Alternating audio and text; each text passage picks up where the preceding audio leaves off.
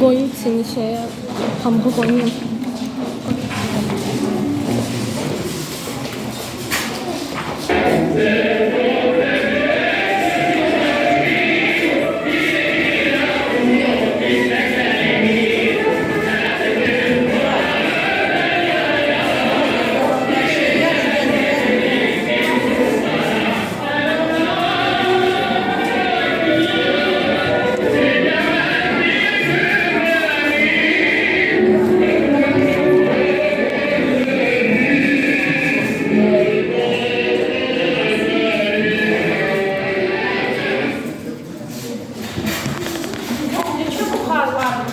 Canlılar zəhər dadır, amma qızım həmişə əsəb xəstəliyinin qiymətli dərmanıdır. Dörd bağlardır, çox ağıllı, dişlər üçün ən faydalı, az miqdarda o vərətdir, sağlam gülüş beləcədir. Xlor gəlib suyu təmizlər, pis mikrobu uzaq edər, hovuz su borusu evdə, xlor gigiyenadır hər yerdə. Yod dərmandır yara üçün, yod olmadan olmaz işi. Duzda da var, dənizdə deyil, bədən üçün çox gərəklidir.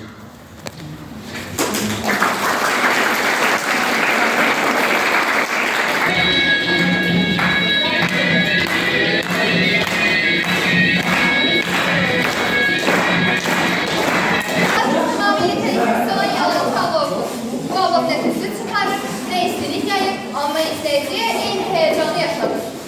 Bu texnologiya səhnə sənəti, toy və xüsusi tədbirlər üçün nəzərdə tutulur. Beləliklə, həm vizual zəhmətimizi qorunur, həm də yanğın riski sıfıra indirilir. Təcrübə ilə birlikdə nümayiş etmək üçün İsmail Röşüneli səhnəyə dəvət edilir.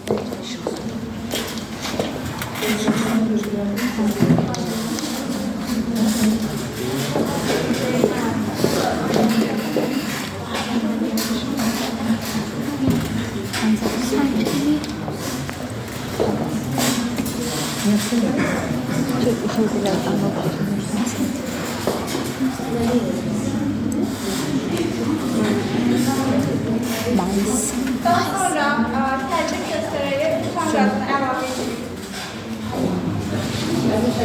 Ali sürüşkende açılır.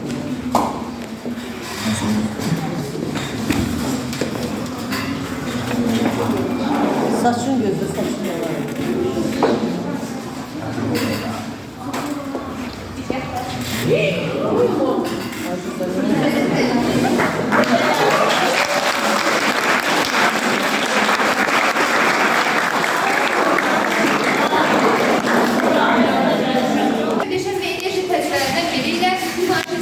Vulkan reaksiyası.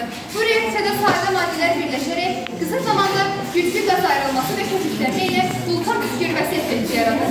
Sizlərə bu canlı və heyecanlı təcrübəni nümayiş etdirəcəyik. Gəlin bildik ki, bu kimyəvi vulkanın tərkinə çıxaq. Təcrübəni izləmək üçün səhnəyə Əliyeva Səyyarəni dəvət edirik.